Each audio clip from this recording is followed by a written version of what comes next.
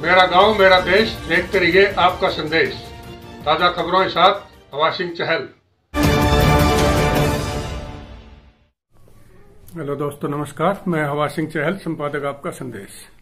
दोस्तों, हरियाणा का राजनीतिक इतिहास, इसमें आपने 28 भाग अभी तक सुने हैं और मैं अब आज आपको 29वां भाग प्रस्तुत करूंगा। तो दोस्तों, बात जहां तक चैनल को सब्सक्राइब करने की है, आपने देख लिया होगा किसान आंदोलन को ये बड़े चैनल कितना दिखाते हैं। जिनको आप बड़े चैनल समझते हो वो इतने बड़े चैनल नहीं है। बड़ा चैनल वो है जो बड़ी खबरें दिखाए। ये कुछ इस तरह की खबरें दिखाते हैं जो आपको भी भली भांति पता है। पूरे चैनल जो बड़े आप समझते हो वो किन कामों पर लगे हुए हैं।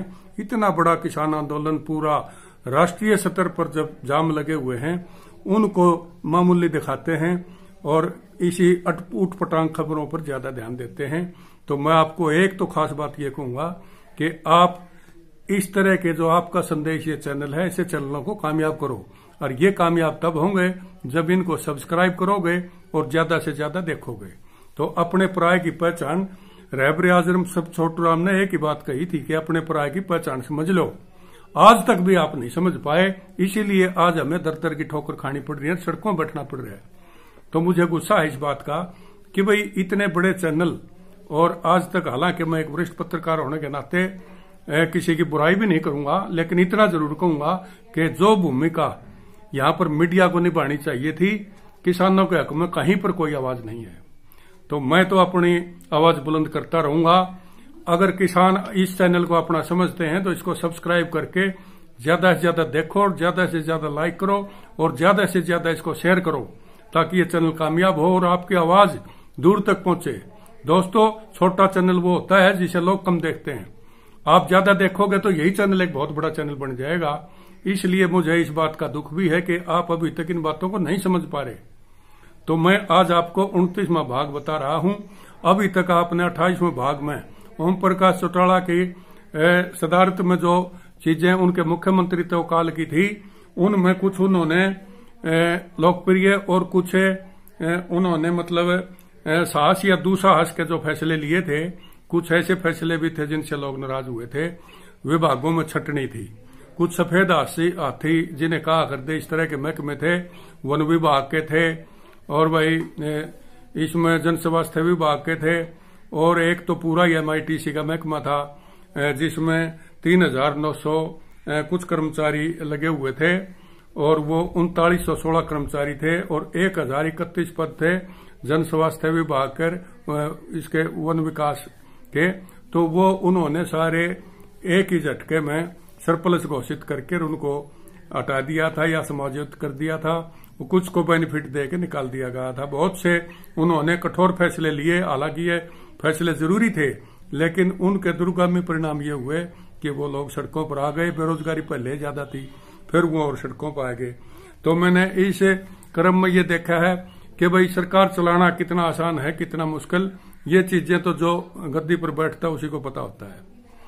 तो सरकार चलाना, प्रदेश को विकास की पटरी पर चढ़ाना, उनके लिए साधन जुटाना और भाई बिना बाधाओं के उनको पार लगाना, ये आसान काम नहीं है। तो सारे शासक ये काम करें। तो इसी संदर्भ में भगवत दयाल शर्मा का जो बेटा पूर्व चीफ मिनिस्टर का राजेश शर्मा, जिन्होंने यमुनानगर उपचुनाव में चौटाला साहब की मदद करी थी, उनको उन्होंने प्लानिंग कमीशन का वाइस चेयरमैन बना दिया और ये एक मंत्री का दर्जा होता है, तो उसको भी उसका बदला चुका दिया। फिर 3 सीटें स्टेट काउंसिल की थी राज्यसभा की, उन तीनों सीटों पर भी उन्होंने जातिगत ख्याल रखते हुए तीनों सीटों पर उनको एक सीट पर बनिया, एक पर और तीसरी जाति पर अनुसूचित जाति का एक सदस्य बनवाया।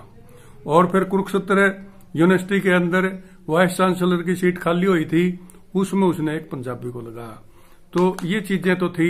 एक पंडित को बनाया, तीनों राज्यसभा में अलग अलग जातियों के बनवाए और वही फिर भी इसे लगवाया। तो इसमें कोई भी जाट नहीं था, लोगों ने बल्कि जाटों के लांछन लगाए। तो काफी कोशिश करी है उन्होंने भी। इस तरह मुख्यमंत्री अपनी सरकार के विरुद्ध उठने वाले सभी खिलाफत वाले शब्दों को समय समय पर उनका उत्तर भी देते रहे, उनके निराकरण भी करते रहे। परंतु घटना दुर्घटना होनी अनहोनी आदि ये जो नेचुरल बातें हैं, प्राकृतिक क्रम है, इसको कोई रोक नहीं सकता।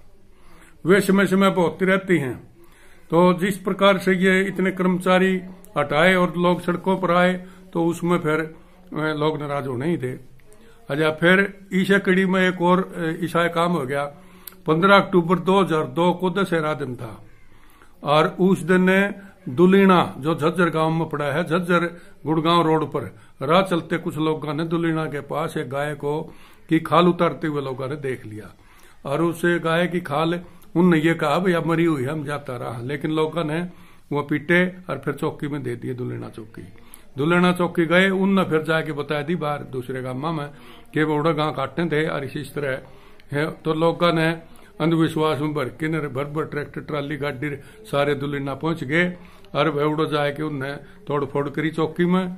और चौकी पुलिस के हाथा में छीन के वो 5 आदमी पीट पीट के मार डाले। वो अनुसूचित जाति के थे और नजदीक के गांव बादशाहपुर के रहने वाले थे। तो वो भी एक बड़ा कांड हो गया। उसमें भी फिर दलितों पर अत्याचार और वो मामले उठने थे, वो उठे।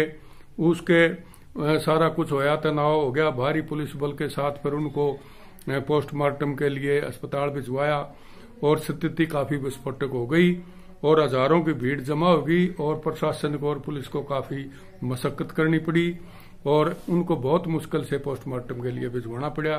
तो इसके 30वां भाग मैं आपको जल्दी सुनाऊंगा। लेकिन ये दुलीना वाला ऐसा कांड था, मुझे याद आता है कि महाराष्ट्र का जो पालघर वाला मामला था जिसमें बच्चों का अपहरण की घटना 2 संतों पर लगी थी और पुलिस की हाजिरी में ही लोगों ने उनको पीट पीट के मार डाला था। वही बात मुझे उस दिन याद आई जब दुलीना में भी सेम यही कांड होया था। गाय की उन्नत कहा मरी हुई गाय की खाल तारा हम, लेकिन उनने ये कहा भाई ये मुसलमान हो सकते हैं, ये तो काट की खाल तारे थे जिंदगी। तो ये दिग्भ्रमित लोग हो गए, उनने यू कांड कर दिया। तो काफी सरकार तो पहले गिरी हुई थी और ज्यादा दिक्कत में आएगी। तो इस किस्म की जो बातें हैं ये बाकी मैं अगले अंक में आपको बताऊंगा। तब तक के लिए आपका संदेश चैनल अगर आपने सब्सक्राइब नहीं किया तो इसको सब्सक्राइब कर लो। और दोस्तों मैं एक बात और आपको बताऊंगा, किसानों की और मजदूरों की कमेरे वर्ग की जो आवाज उठाते हैं उन्हें चैनलों को प्राथमिकता दो। छोटा बड़ा कुछ नहीं होता, चैनल जो आवाज उठाता है वो बड़ा चैनल है। ज्यादा आप देखोगे वो बड़ा हो जाएगा, जिसको नहीं देखोगे अपने आप ताले लग जाएंगे। जो आपकी आवाज उठाता है, जो आपकी मांग में प्रति सहानुभूति रखता है और जो आपको समझता है, उन्हें को ज्यादा मदद करो। और ये मैं बार बार प्रयास इसलिए कर रहा हूं कि ज्यादा से ज्यादा इसको सब्सक्राइब करो। ये फ्री का चैनल है, 1 पैसा भी आपकी जेब से नहीं लगना इसमें। आपका चैनल कामयाब हो जाएगा, पॉपुलर हो जाएगा, इसकी पूछ होने लग जाएगी, तारी भी गल्ला पूछ होने लग जाएगी। तो मैं ज्यादा कहूं बार बार इस चैनल को कामयाब करो। देख लिया अरबपतियों के चैनल क्या दिखाते हैं और हम क्या दिखाते हैं। सड़कों पर जाना पड़ता है, सच्चाई को निकाल के लाना पड़ता है, वो चीजें हम आपको दिखाते हैं। ये नहीं किसी हीरोइनी के साथ कैमरे उठा उठा के भागे रहे, यही काम है क्या। मैं ज्यादा कुछ नहीं कहूंगा, इतना ही कहूंगा इस चैनल को कामयाब करो। और बहुत नई नई ऐसी बातें मैं आपको बताऊंगा जो आपने आधी भी नहीं सुनी होंगी और नए बड़कंद जमाइन बेरा होगा इन बातों का। मैं सारी वो बातें आपको बताऊंगा। अगले अंक का इंतजार करिए। तब तक नमस्कार, जय हिंद।